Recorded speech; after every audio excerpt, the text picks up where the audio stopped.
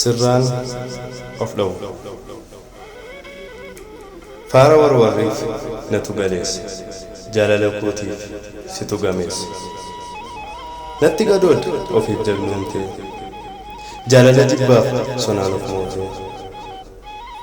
of jaallachuutti akkana miidha natti mul'ata keessoon kee martuu